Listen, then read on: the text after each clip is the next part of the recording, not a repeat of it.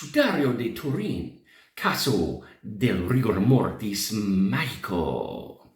El sudario de Turín es una sábana de lino de unos 14 pies de largo que contiene una imagen tenue de los lados frontal y dorsal de una figura humana.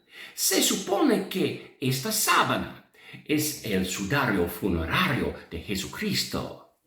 No existe mención alguna de este sudario por parte de la iglesia primitiva y después de su oscura historia finalmente fue trasladado a Turín, Italia en 1578.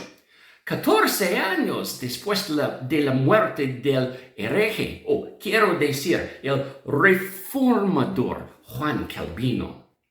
Hay un libro escrito en los años 50 titulado en inglés The Ins and Outs of Romanism, o en español Los entresijos del romanismo. El autor cuenta que en una época hubo 14 sudarios diferentes de Jesús. Incluso se conservaron 6 esqueletos diferentes de Juan el Bautista en catedrales de toda Europa. Pero con el aumento de los viajes y la invención de la imprenta, la Iglesia de Roma comenzó a eliminar estas vergonzosas reliquias para reducir las críticas. La Biblia solía ser un libro prohibido y lo poco que la gente sabía del Evangelio se limitaba a una confianza idólatra en imágenes y reliquias. Muchas iglesias romanistas tenían relicarios mórbidos donde se guardaban restos humanos, como el hueso de un dedo del pie o un cráneo. Las reliquias son objetos ceremoniales que sirven para que un individuo se sienta más cerca de los muertos y del poder de Dios. Si esto suena escalofriante, es porque lo es. La iglesia romanista consideraba bastante aceptable abrir las tumbas de los difuntos y utilizar sus restos humanos como medio para atraer a la gente a su red de superstición y brujería cristianizada. Juan Calvino rechazó su educación católica. Sin embargo, aunque citaré el testimonio de Calvino aquí, no apruebo su teología gnóstica y neopapista. Calvino comenta las muchas sudarios que existían en su época para darnos un poco de contexto. Juan Calvino dice del sudario: en cuanto a la ropa de lino en la que se envolvió el cuerpo de nuestro Salvador, me pregunto, ¿cómo es posible que mientras los evangelistas enumeran cuidadosamente los milagros que tuvieron lugar en la muerte de Cristo y no omiten nada relativo a esta historia, este maravilloso milagro se les haya escapado por completo, de modo que no dicen ni una palabra sobre la impresión del cuerpo de nuestro Señor que se estampó en su ropa funeraria? Sin duda era tan digno de mención como muchos otros.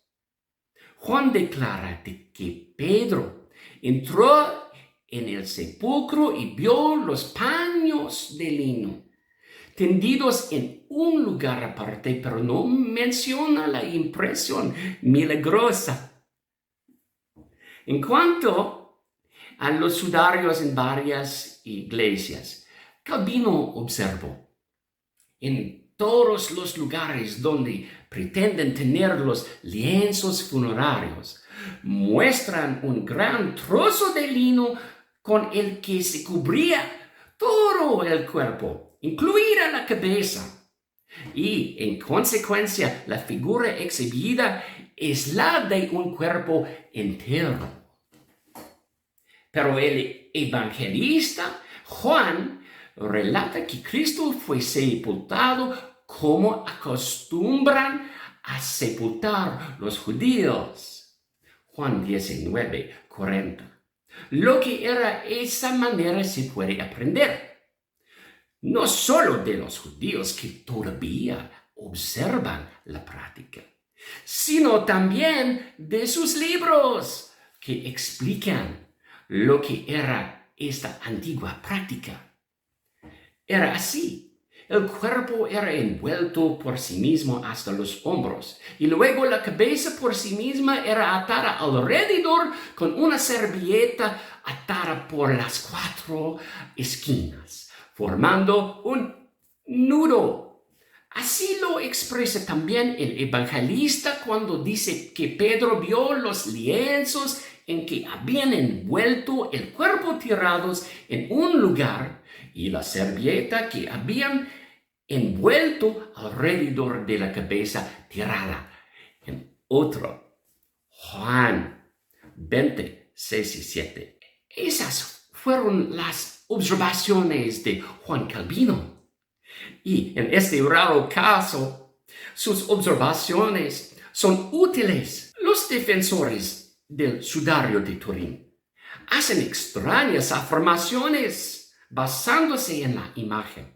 Es decir, afirman que el cuerpo de Jesús ya se encontraba en la fase de rigidez mortis persistente, antes de ser retirado de la cruz. Del mismo modo, insisten en que el cuerpo de Jesús permaneció en este estado de plena rigidez hasta que resucitó de entre los muertos la madrugada del domingo. Yo llamo a esta rigor mortis mágico. Según un artículo sobre el sudario, cuando lo bajaron de la cruz, el rigor mortis ya había comenzado a manifestarse. Tenía la cabeza caída sobre el pecho y las rodillas dobladas. Fue necesario un gran esfuerzo para romper el rigor de sus brazos para doblarlos sobre su cuerpo y enderezar su cabeza. El hombre del sudario está muerto, presenta rigor mortis. Sabemos que los datos espaciales descartan la fotografía y la pintura. ¿Por qué está en esta posición? Casi parece como si tuviera una almohada debajo de la cabeza, pero no es así. Se debe a que la cabeza colgaba hacia abajo y el cuerpo se puso rígido mientras aún estaba en la cruz. El Vaticano afirma que la imagen fue creada en la larga sábana plano de lino por la radiación de la luz divina en el momento exacto de la resurrección de Cristo. ¿Y cómo es que este sudario pudo desarrollar una imagen perfecta en él cuando el cuerpo fue envuelto y atado fuertemente con tiras de lino? Robert Buckland fue un patólogo forense cuyo informe sobre la imagen en el sudario es fundacional para el culto del sudario. Y dijo, el rigor comienza ordinariamente unas 4 a 6 horas después de la muerte y continúa durante unas 12 horas, momento en el que es completo. El rigor disminuye gradualmente durante las 12 a 24 horas siguientes. Buckland tiene razón. Así funciona el rigor mortis normal. Y así lo habría visto a lo largo de su dilatada carrera. En patología forense hay 3 etapas post-mortem. Flacidez primaria, rigor mortis o rigidez mortis y flacidez secundaria. La flacidez primaria Es una relajación muscular total que dura entre 1 y 3 horas después de la muerte. A continuación se produce un proceso de aumento de la rigidez denominado rigor mortis. Según la regla de Nysten, el rigor mortis aparece por primera vez en los músculos involuntarios, corazón, 1 hora después de la muerte. En segundo lugar, comienza en los músculos voluntarios del siguiente modo. Músculos de los párpados, 2 horas después de la muerte. Nuca y mandíbula inferior, 3 horas después de la muerte. Parte interior del cuello, cara, tórax y extremidades superiores, 6 horas después de la muerte. Abdomen y extremidades inferiores, 9 horas después de la muerte. Por último, se produce rigidez en los pequeños músculos de los dedos de manos y pies, 12 horas después de la muerte. Esto se explica en la regla general 12, 12, 12. Se necesitan 12 horas para alcanzar el rigor máximo tras la muerte, 12 horas de rigor persistente, seguidas de la resolución del rigor para alcanzar la flacidez en otras 12 horas, lo que suma en total de 36 horas. Sin embargo, a pesar de la experiencia de Buckland, como patólogo forense, negó que el cuerpo de Jesús pasara por estas 3 etapas. En su lugar, Buckland sugirió la explicación de que el cuerpo de Jesús experimentó algo llamado espasmo cadavérico, porque Buckland asumió que el sudario es auténtico. Es decir, Buckland llegó a la conclusión de que el cuerpo de Jesús estaba rígido como una tabla antes de ser retirado de la cruz. Robert Buckland sostenía el rigor mortis mágico. Sin embargo, nunca había visto un incidente de auténtico espasmo cadavérico. Una vez citó el caso de un cadáver que apareció agarrado a una cuerda. Sin embargo, este hecho podría demostrar simplemente que la posición del cadáver se movió poco después de la muerte y luego se instaló la rigidez. Buckland dice del sudario de Turín que parece haber pruebas claras de que el cuerpo estaba en estado de rigor mortis cuando fue colocado en el sudario. Concordando con Buckland, otra defensora del sudario, Theodora Papas, cita al Dr. Zugibe señalando que el cuerpo estaba en rigor mortis mientras aún estaba suspendido de la cruz. Why? Because the head was hanging on the cross, right? And so if it looks like his head is raised as if like a pillow is underneath, it's not. The body is in rigor mortis, and he's maintained the same position as he on the cross. Likewise with the knees, like you might think, oh, there's some triangular support under the knees. No, it's just that his knees were bent on the cross. So that's how they were, and that's how they remain. Exactly. So they're going to force the hands down, obviously, in order to carry him from the execution site. Para aclarar, el espasmo cadavérico no es espasmo muscular sorprendente que se produce después de la muerte, como algunos piensan.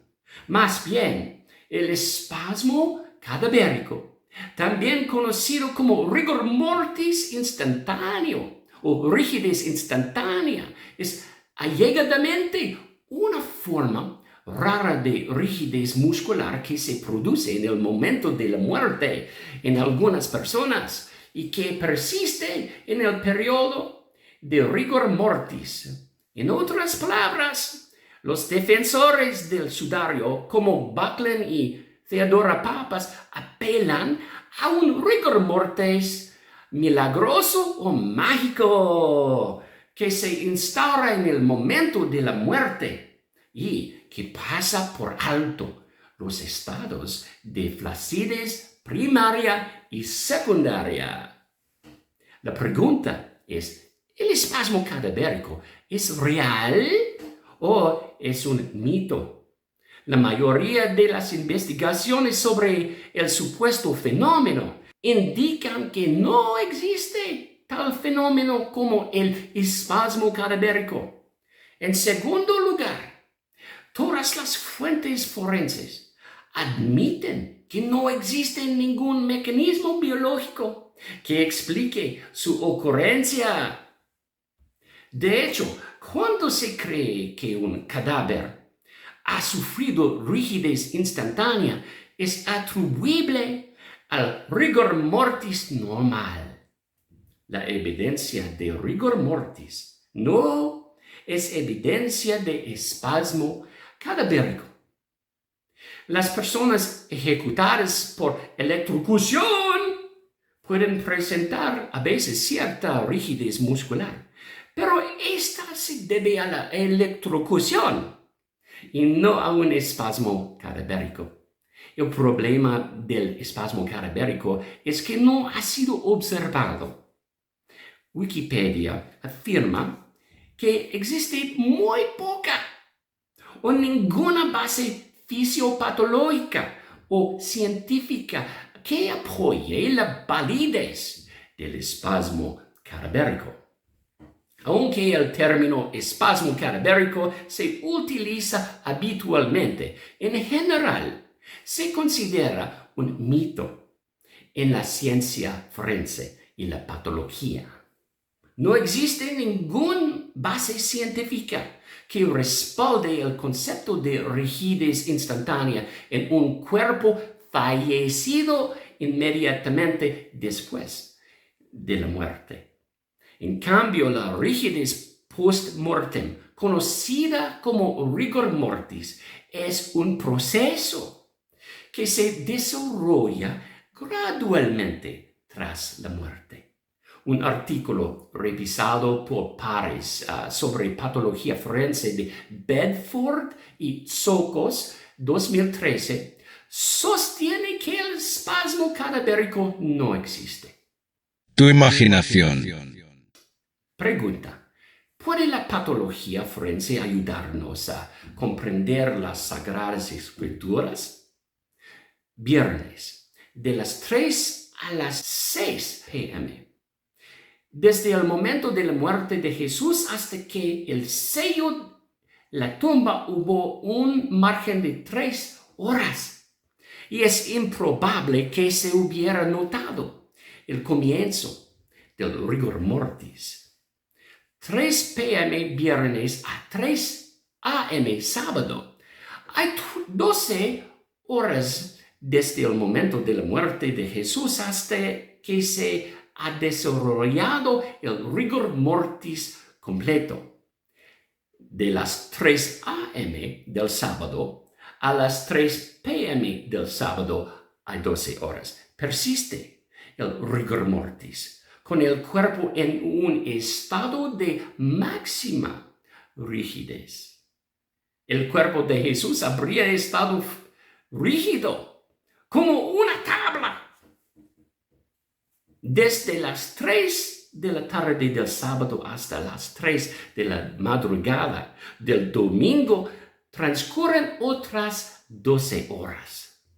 El sábado por la tarde, el rigor mortis entra en la fase de resolución, que es la aparición de la flacidez secundaria. La flacidez secundaria continúa desde las 3 de la madrugada del domingo hasta aproximadamente las 6 de la madrugada del domingo. En este periodo de 3 horas, la rigidez continúa disminuyendo, es decir, con el avance de la flacidez secundaria hasta que se produce la reanimación del cuerpo de Jesús de entre los muertos. Cuando Jesucristo resucitó de entre los muertos, la flacidez secundaria no era completa. Hay una razón bíblica y forense para esto. El día de Pentecostés, Pedro cita Salmos 16:10 y en Hechos 2:27, porque tú no dejarás mi alma en el Seol, el inframundo, ni permitirás que tu santo vea corrupción, porque es importante. La ciencia forense nos dice, cuando la flacidez secundaria es completa y ya no hay rigidez, comienza la verdadera descomposición, corrupción o putrefacción. El cuerpo empieza a pudrirse y produce gases malolientes. Jesús tuvo que resucitar antes de que la flacidez secundaria fuera completa. Y los evangelios se ajustan perfectamente a los hechos de la patología forense. Seamos perfectamente claros. Los evangelios no prueban que el sudario de Turín sea auténtico. Más bien, los evangelios apuntan a la resurrección de Jesucristo, porque la resurrección de Jesús es el verdadero milagro. El testimonio bíblico contradice a los expertos vaticanos. Juan 19:30 dice, así que cuando Jesús hubo recibido el vino agrio, dijo, consumado es. E, inclinando la cabeza, entregó el Espíritu. Por eso, como era el día de la preparación para que los cuerpos no permanecieran en la cruz en sábado, pues ese sábado era un día alto, los judíos pidieron a Pilato que les quebraran las piernas y se los llevaran. Entonces vinieron los soldados y quebraron las piernas al primero y al otro que estaba crucificado con él. Pero cuando llegaron a Jesús y vieron que ya estaba muerto, no le rompieron las piernas. Marcos 15:43. José de Arimatea, miembro prominente del consejo que también esperaba el reino de Dios, se presentó ante Pilato y pidió el cuerpo de Jesús. Pilato se maravilló de que ya estuviera muerto y llamando al centurión, le preguntó si hacía tiempo que había muerto. Así que cuando se enteró por el centurión, concedió el cuerpo a José. Entonces compró lino fino, lo bajó y lo envolvió en el lino. Lo puso en un sepulcro excavado en la roca e hizo rodar una piedra a la puerta del sepulcro. Otra vez, Juan 19:38. Después de esto, José de Arimatea, siendo discípulo de Jesús, pero en secreto, por medio a los judíos, pidió a Pilato poder llevarse el cuerpo de Jesús y Pilato le dio permiso. Así que vino y se llevó el cuerpo de Jesús. Y Nicodemo, que al principio había venido a Jesús de noche, vino también trayendo una mezcla de mirra y aloes, como 100 libras. Entonces tomaron el cuerpo de Jesús y lo ataron en tiras de lino, con las especias como acostumbran enterrar los judíos. Veamos este nuevo detalle de la resurrección. Pedro y Juan oyeron que el cuerpo de Jesús había sido robado, así que corrieron al sepulcro a investigar.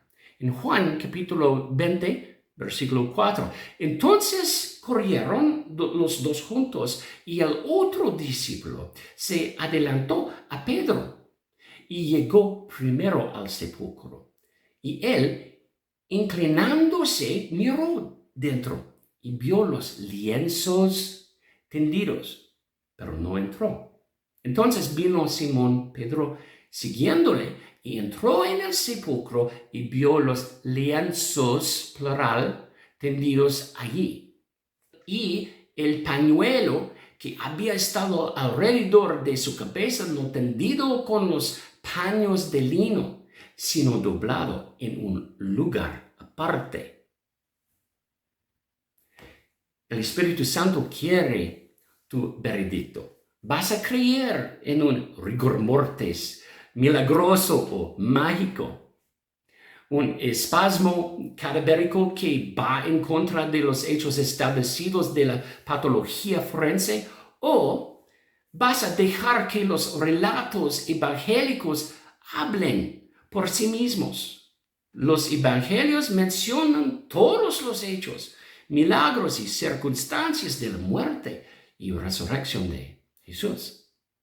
Ni una sola vez se menciona una imagen milagrosa dejada sobre una sábana de lino.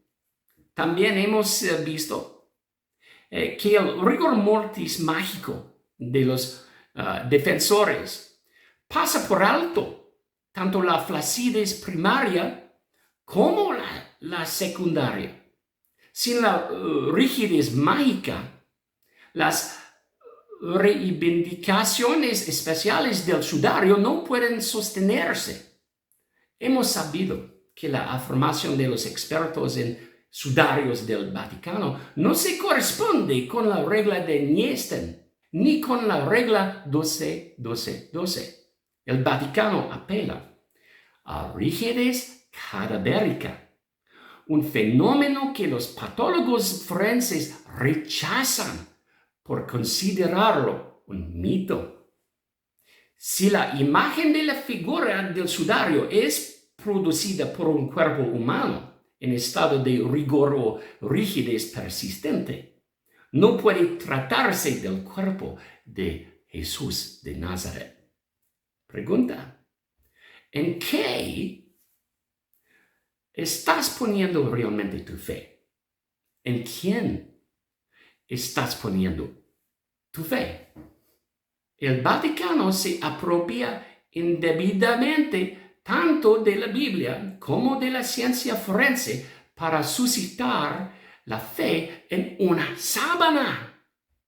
Pero el apóstol Pablo dijo en Romanos 10:9 que si confesares con tu boca que Jesús es el Señor y creyeres en tu corazón que Dios le levantó de los muertos, serás salvo. ¿Ves la diferencia? ¿Cuál es tu veredicto? ¿Te apoyas en el testimonio de Dios en la Biblia, confirmado por la ciencia, o en las tradiciones humanas, la superstición y la pseudociencia? Primero a Dios.